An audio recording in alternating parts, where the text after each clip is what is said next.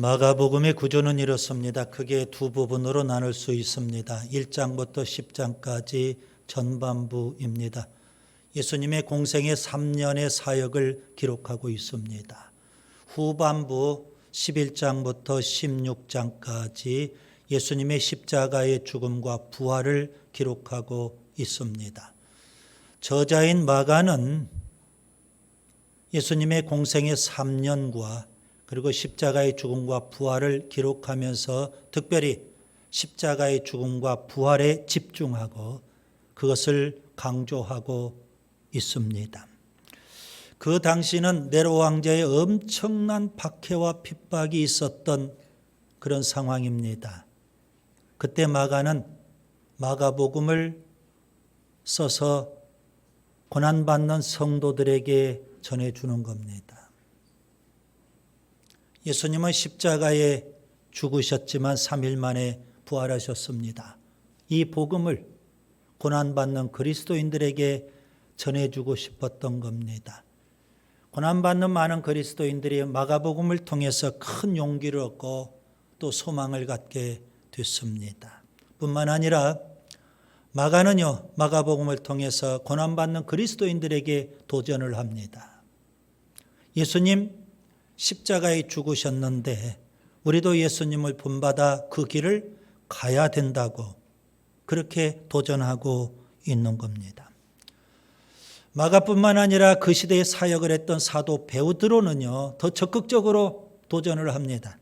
베드로전서 2장 21절 이를 위하여 너희가 부르심을 받았으니 그리스도도 너희를 위하여 고난을 받으사 너희에게 본을 끼쳐 그 자취를 따라오게 하려 하셨느니라. 베드로는요, 우리 모두가 다 고난을 위해서 부르심을 받았다고 그렇게 말씀을 합니다. 고난 받으신 예수님을 본받고 그 예수님의 뒤를 따라가야 된다고 그렇게 말씀하고 있는 겁니다. 여러분 놀랍지 않습니까? 하나님은 고난을 위해서 우리를 부르셨다는 겁니다. 축복을 위해서 부르셨다면 얼마나 좋을까요? 그런데 고난을 위해서 우리를 부르셨고 그래서 우리 앞에 고난받으신 예수님이 있다는 사실입니다. 그 예수님을 본받아야만 진정한 그리스도인이라고 그렇게 믿고 있는 겁니다. 오늘 본문 서두를 보시면 이튿날 본문 12절이 있죠.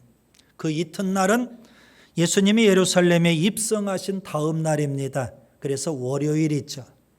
일요일 예수님께서는 나귀 새끼를 타고 예루살렘 성에 입성하셨고요. 월요일 예수님은 두 가지 일을 하십니다. 하나는 열매 없는 무화과나무를 저주하신 일입니다.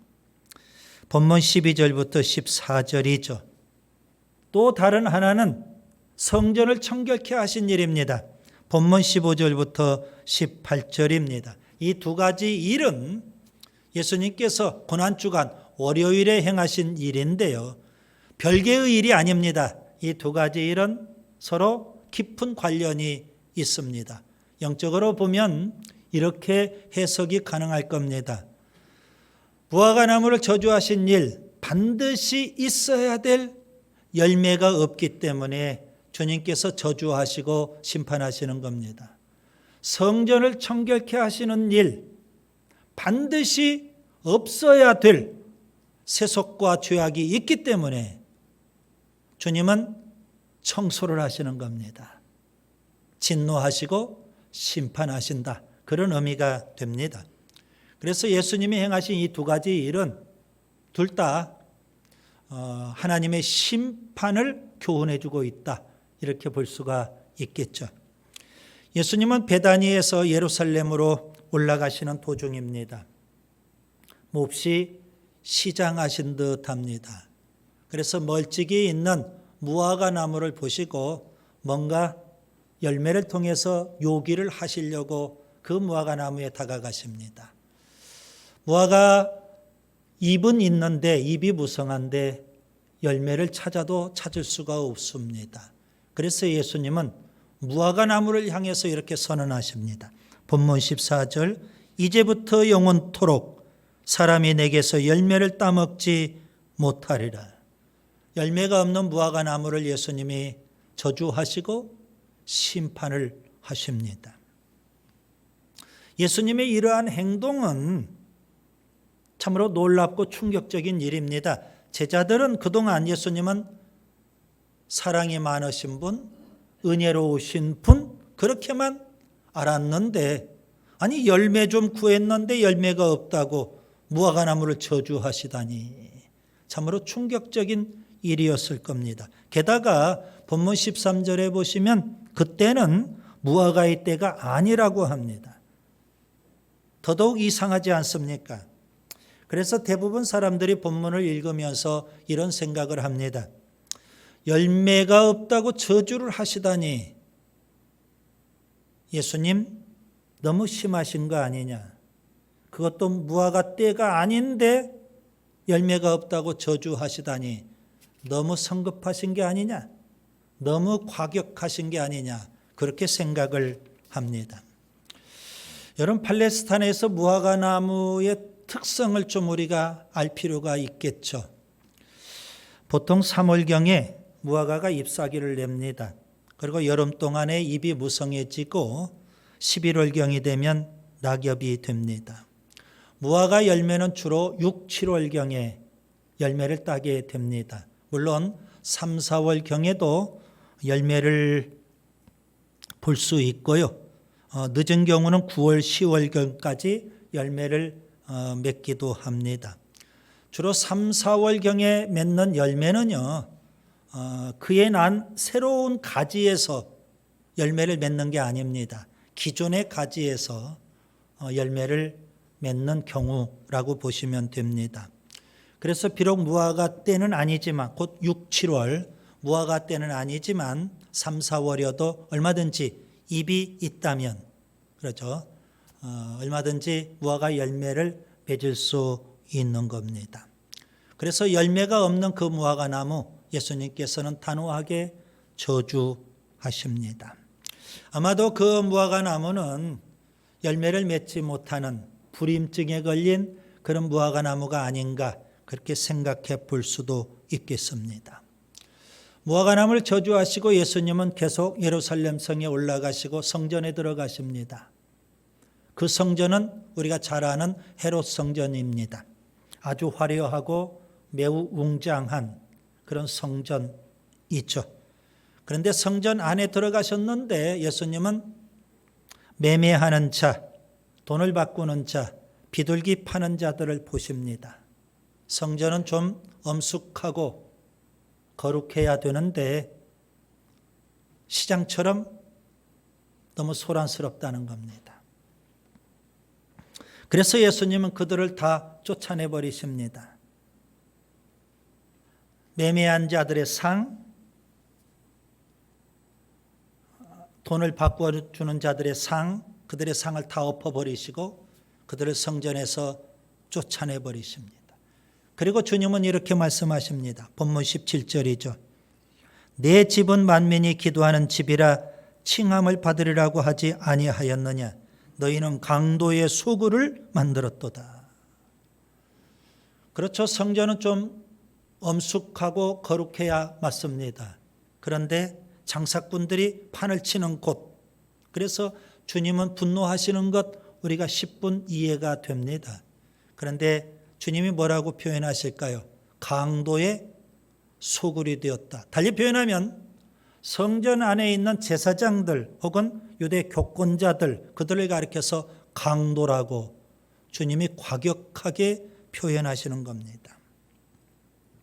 왜 예수님은 성전을 강도의 소굴 그리고 유대 교권자들을 강도 이렇게 표현하실까요? 주님은 제사장이나 유대 교권자들이 성전 안에서 행하고 있는 잘못된 일들을 너무 자세히 잘 알고 계시는 겁니다. 여러분 그 당시 성전은 오늘 우리 시대와는 좀 다르죠. 우리는 지금 이 모습 이대로 예배를 드리지 않습니까? 그런데 그 시대는 짐승, 제물을 하나님 앞에 드리는 제사로 그렇게 예배를 드리던 시대였죠. 자, 그런데 짐승이라는 이 제물을 하나님 앞에 드릴 때 좀 불편하고 힘든 일이 참 많습니다. 예루살렘 성전 가까이 사는 사람이라면 큰 문제가 없습니다. 집에서 기르는 양이나 염소나 소, 그것도 아주 좋은 것 하나님 앞에 드리는 거니까 그것을 제물로 갖다가 예루살렘 성전에 가서 얼마든지 드릴 수 있습니다.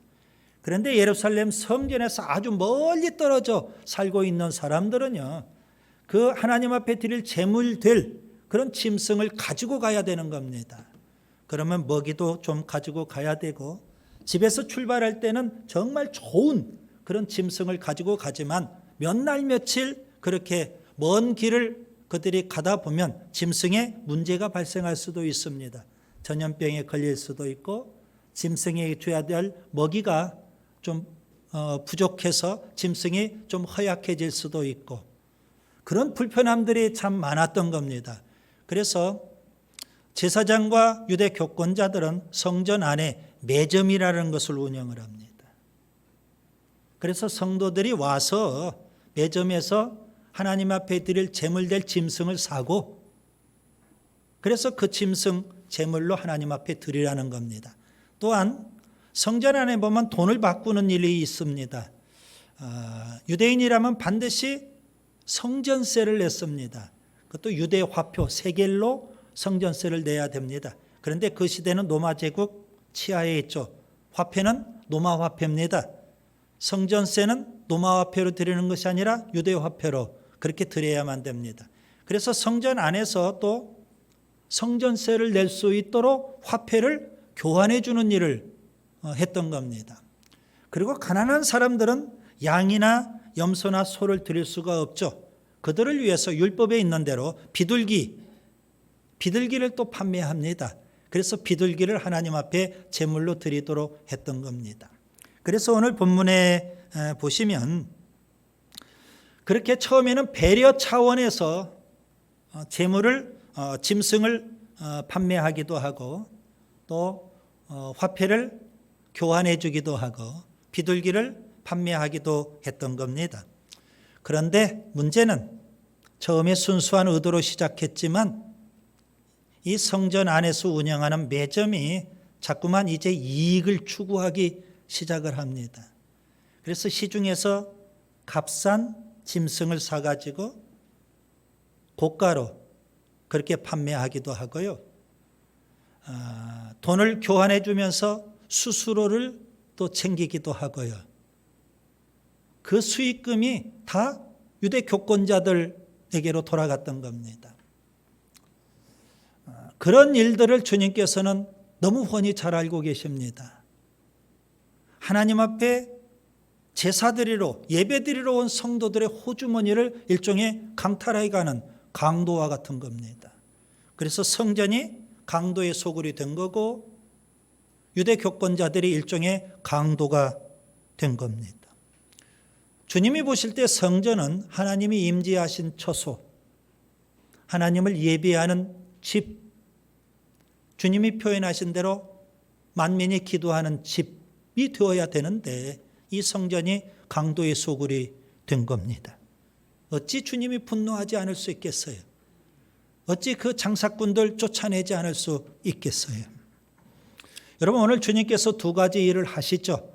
열매 없는 무화과나무를 저주하시고 세속과 죄악이 만연된 성전을 청결하게 하신 일. 여러분, 열매 없는 무화과나무, 세속과 죄악이 만연된 성전, 이것은 영적으로 보면 그 시대 유대교의 영적 상태를 말씀해 주고 있는 겁니다. 그 시대 유대교의 영적 상태는 어땠을까요? 썩을 대로 썩어 있었고 부패할 대로 부패해 있었던 겁니다.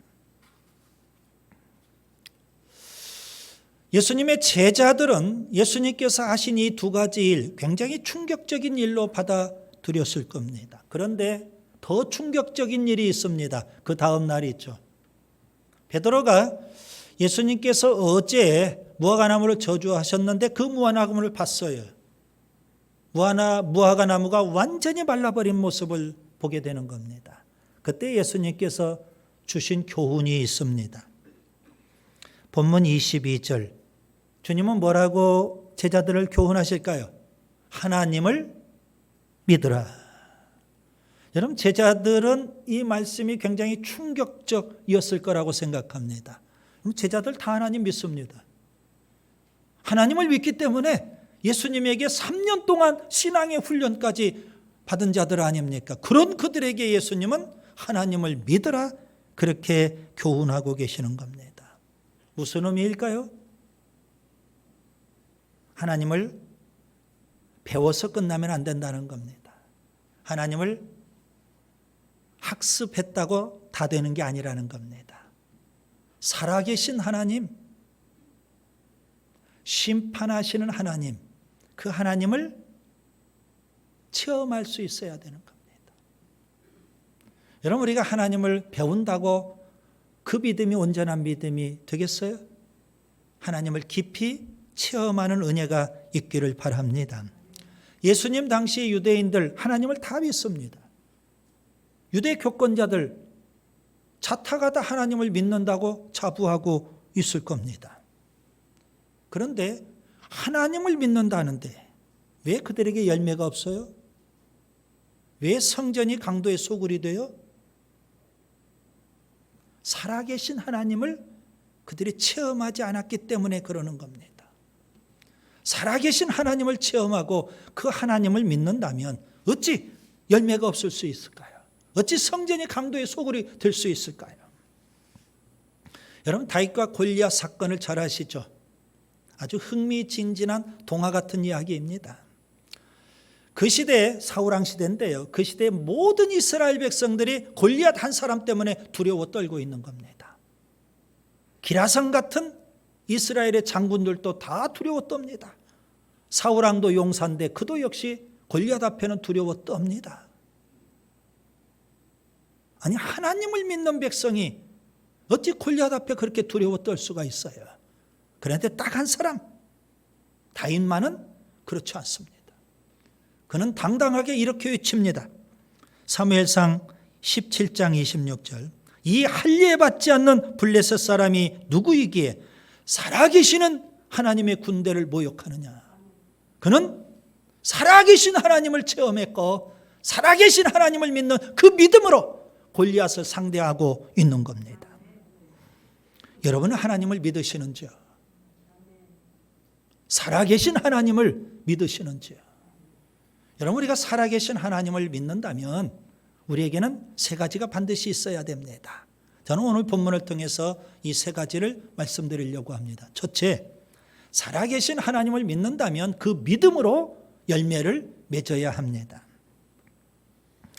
열매 없는 무화과나무가 저주받은 것처럼 우리에게 열매가 없다면 하나님은 분명 심판하시기 때문에 그렇습니다. 성경에 보면 무화과나무 혹은 포도나무 이런 비유가 많이 나와 있죠. 여러분, 무화과나무나 포도나무의 공통점은 뭘까요? 그런 나무는요, 관상용이 아닙니다. 목재용도 아닙니다. 그리고 화목용도 아닙니다. 포도나무, 무화과나무의 유일한 목적은 뭘까요? 열매에 있는 겁니다. 열매 때문에 존재하는 나무다. 요한복음 15장 8절에 보면 너희가 열매를 많이 맺으면 내 아버지께서 영광을 받으실 것이요 너희가 내 제자가 되리라. 무화과나무에 열매가 없다면 존재 가치가 없는 겁니다. 포도나무에 열매가 없다면 존재 가치가 없는 거예요. 그리스도인에게 열매가 없다면 아무리 우리가 하나님을 믿는다고 해도 하나님은 우리를 인정하지 않으실 거라는 겁니다. 교회, 영광스러운 교회지만 교회가 열매가 없다면 하나님께서 그런 교회 어찌 인정하실 수 있겠습니까? 하나님은 지금도 열매를 찾으십니다. 여러분, 오늘 우리가 하나님 앞에 드려야 될 열매는 어떤 열매일까요? 여러 가지를 우리가 생각해 볼 수 있는데요. 맨 처음 우리가 예수 믿을 때 회개하고 예수님을 믿죠. 회개의 열매가 있어야 할 겁니다. 그리고 신앙생활을 하죠. 신앙생활이 뭘까요? 신앙생활의 본질은 예수님의 닮은 삶입니다.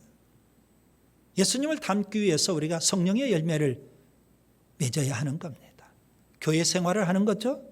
교회에서 주신 직분 은사대로 우리가 봉사의 열매를 맺어야 하는 겁니다.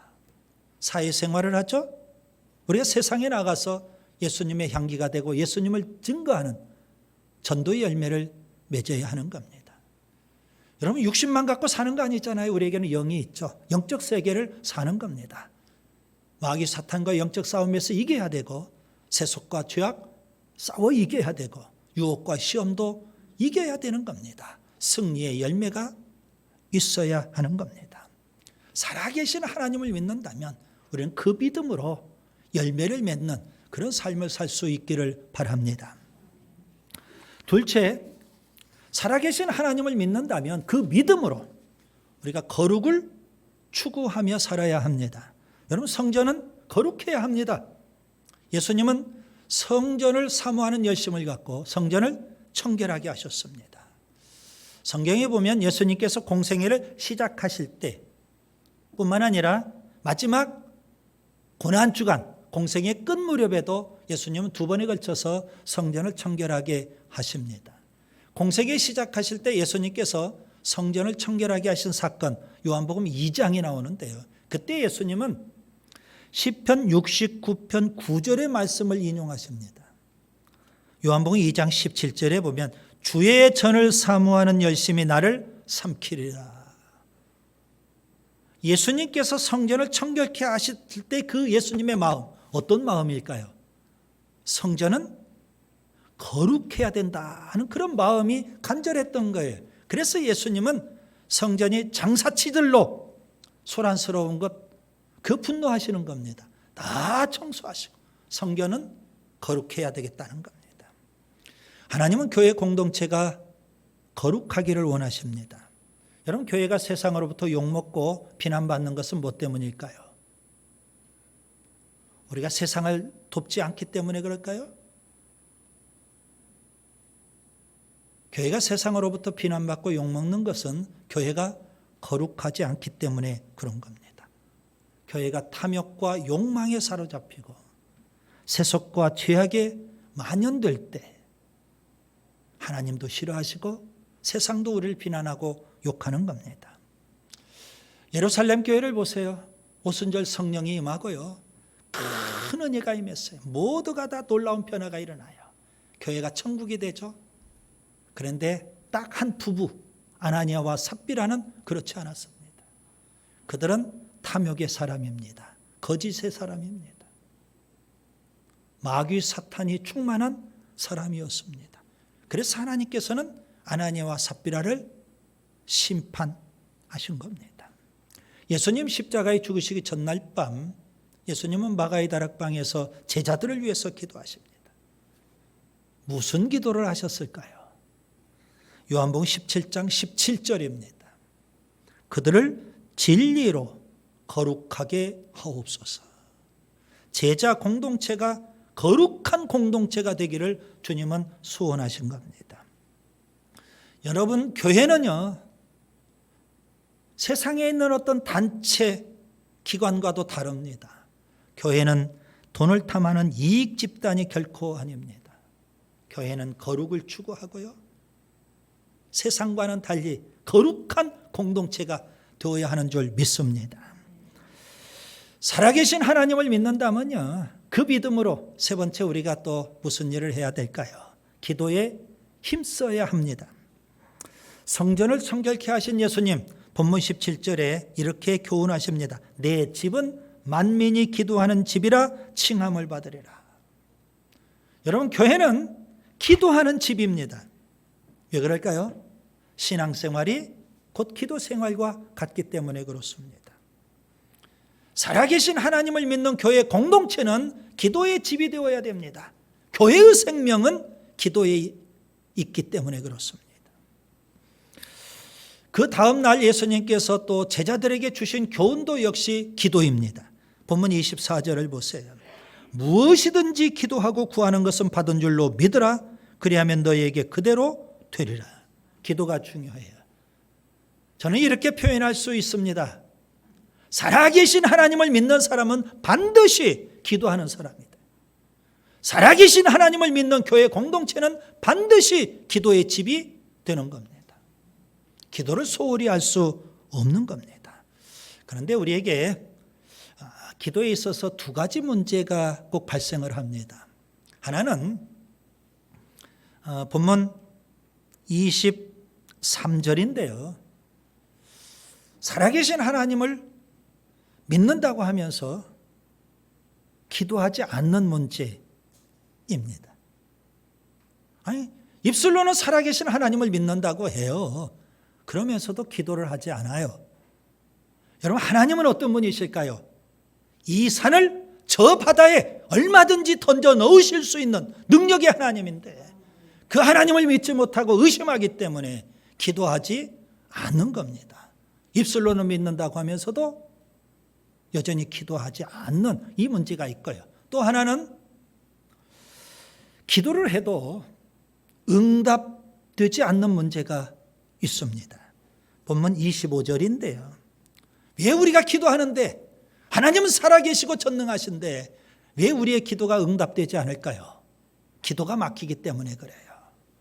본문 25절에 보면 형제를 용서하지 않으면 기도 응답의 통로가 막힐 수밖에 없다는 겁니다. 여러분 꼭 기억하세요. 기도는 살아계신 하나님을 믿는 믿음으로 하는 겁니다. 응답은요, 하나님의 주권적인 은혜로 응답되는 줄 믿습니다. 오늘 우리 공동체가 살아계신 하나님을 믿고 기도에 더 힘쓰는 공동체가 될 수 있기를 바랍니다. 여러분, 기도에 더 헌신해야 되겠고요. 특별히 새벽을 한번 살아보세요.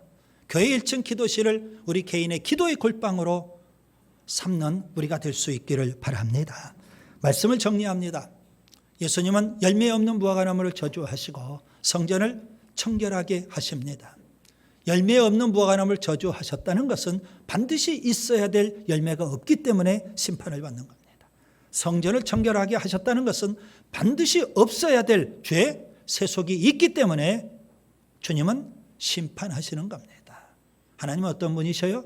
살아계신 하나님, 심판하시는 하나님이십니다. 여러분, 언젠가는 우리가 심판하시는 그 하나님 앞에 설 날이 있게 될 겁니다. 살아계신 하나님을, 심판하신 하나님을 믿는다면 우리가 이 땅에서 어떻게 해야 될까요? 첫째, 그 하나님을 믿는 믿음으로 열매를 맺어야 되는 겁니다. 그 하나님을 믿는 믿음으로 거룩을 추구하며 살아야 되는 겁니다. 그 하나님을 믿는 믿음으로 기도에 힘써야 하는 줄 믿습니다.